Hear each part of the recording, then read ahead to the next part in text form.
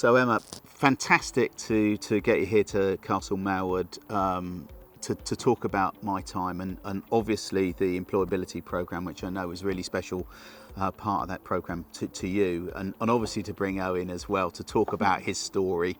It's been absolutely fabulous, but what I really wanted to do was to use this as an opportunity to try and get the audience to understand a little bit more about what they can do to be active within what is such a fantastic programme.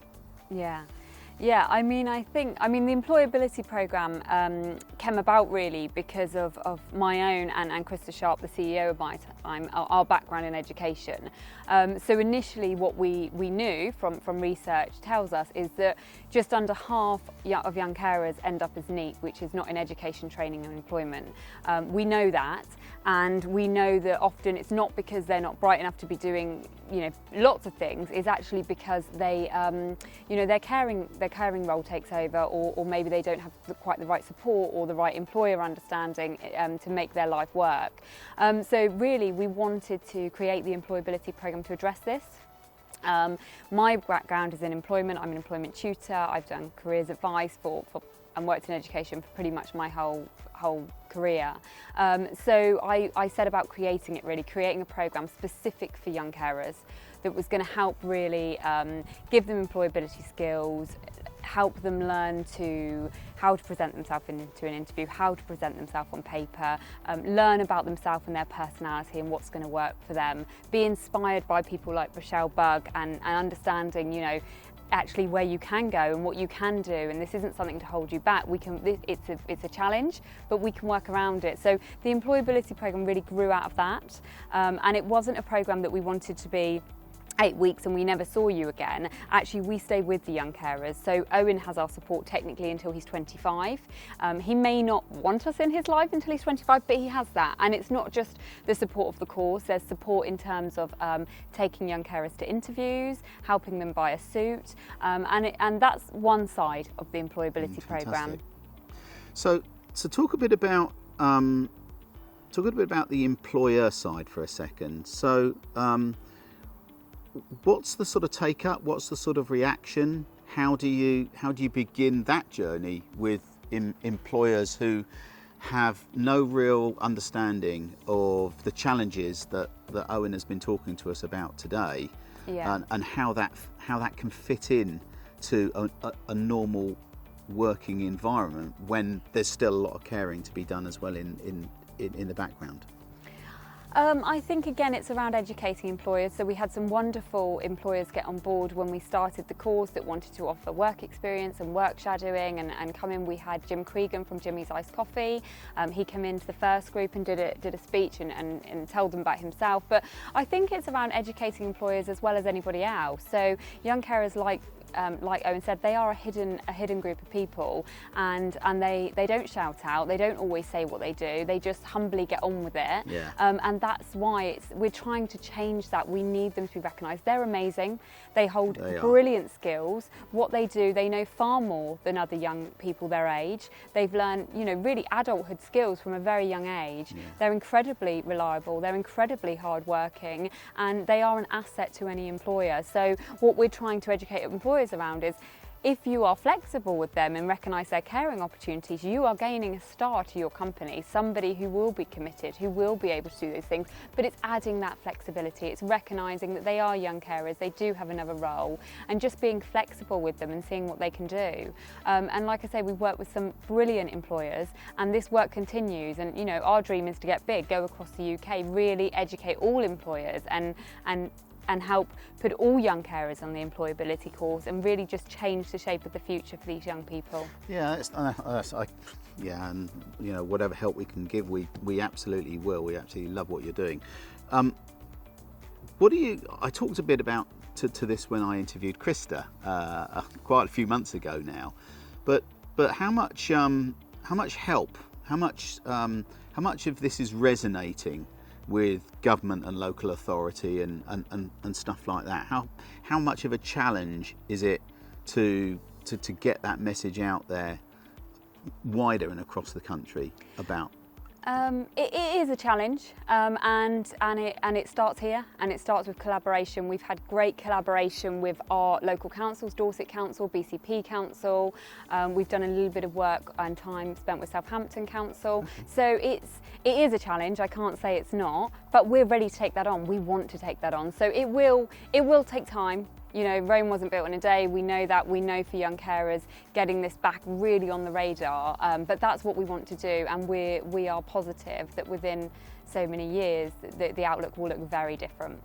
What's the first step of an employer that wants to get involved? What do they need to do? So if an employer is watching this and they want to get involved, they just need to get in touch with us at Mytime Charity. We've got a website, or they can get in touch with me directly, emma@mytimecharity.org, and they would just basically say, I'm interested in finding out a bit more about this, and then I'd usually have a meeting with them. I tell them about our employability programme. They can commit as much or as little as they like, so it might be they just want to come in and speak. It might be that they want to offer a mentoring session like Owen had with a mechanic about what they do. It might be that they're happy to offer work shadowing to a young carer, or even potentially a job to a young carer. But it's whatever they want to do, but I would urge them to get involved. You know, you're really supporting young carers, and the benefit to the employer is they'll be gaining or spending time with these uniquely wonderful individuals, and yeah, they're quite impressive. Whenever I teach the course, I'm continually impressed by the young people I meet, their maturity levels, the level of responsibility. I can't imagine at their age doing that. No. But that's why I wrote this course, and that's why I want it to get out there, and I want all young carers to have the teaching and the understanding of employability like these groups have. Fantastic. Tell us a little bit about the structure of the course itself. Okay, so the course is an 8-week course. It's evolving all the time, and we're growing it. So it's this year was the start of the course. So like I say, we're growing it, but it's an 8-week course. We always start, and I think Owen mentioned, they don't know each other first of all, most of the young carers. So we always start with a sort of fun game session, an icebreaker if you like. We do some philosophical dilemmas. It's quite good fun. I get some funny answers. And once they've kind of had that session, Owen's laughing there because he knows I've had some funny answers. Once they've kind of had that session, it's usually after that ice is broken, they really get familiar with each other, and then we look at the Colourworks profiling, which Owen mentioned. So there's a foundation called the Colourworks Foundation. They come in and do a couple of sessions with the young carers on helping them understand themselves, helping them understand their personality, and understanding other people's personalities as well. Yeah. And then we kind of move on to CV writing, interview skills, which is brilliant. We have some great fun with that. We always have a guest speaker, and like Owen mentioned, it was Rochelle Bugg on his course, who was a former young carer, has gone on to become a very successful writer. And then we kind of look into giving them mentor sessions. So they let me know an industry they're interested in, and I find a mentor who will discuss that industry with them and give them some time. And some things, we've had great things come off the back of those mentor meetings. Young carers being offered work experience, shadowing, potential jobs. Yeah. And then they get careers advice, one-to-one careers advice, and then we usually do a really nice big celebration at the end. So I'm very proud of all of them. They've completed the programme, and it's lovely to see their journeys, and even better, it's lovely when I see the success stories that come out of the programme. So Owen got a job whilst on the employability programme. Congratulations, Owen. Thank you. I've had other students go to university, so you know, there's been some really great outcomes. And I suppose the other thing is to understand how does somebody that wants to get into the programme, how do they get access, Emma? Again, just getting in touch with Mytime, just saying they're a young carer, they're interested in doing the programme, and then I would get in touch with them, and we would take it from there. So again, these people, they, as you said, they sit in the background, they sit in the shadows, they just quietly get on with their work. And they don't shout about it. So I suppose one of the things that's really important is that if you know somebody who's a carer, is to also signpost them towards this programme as well, because they may not just go out and do it themselves. Yeah, absolutely. So if you know someone who's a young carer, they don't have to be out of employment. They can be in education. We work with young carers who aren't doing anything and kind of looking for their next steps. We also work with young carers who are maybe in year 11 or sixth form or college. So if you know a young carer who's interested and you think this would benefit them, we would absolutely love to welcome them on the course. Fantastic.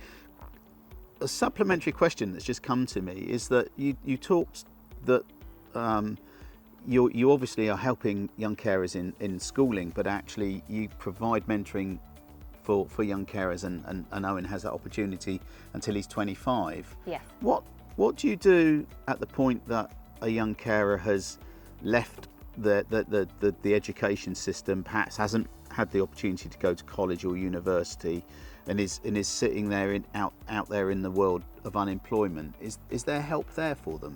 Yeah, absolutely. Yeah, I mean, if they're obviously below the age of 18, they should be in some form of educational training. So we would work with them in terms of helping them figure out what course or what type of training. Would they be better at an apprenticeship or potentially a sixth form, wherever suits them.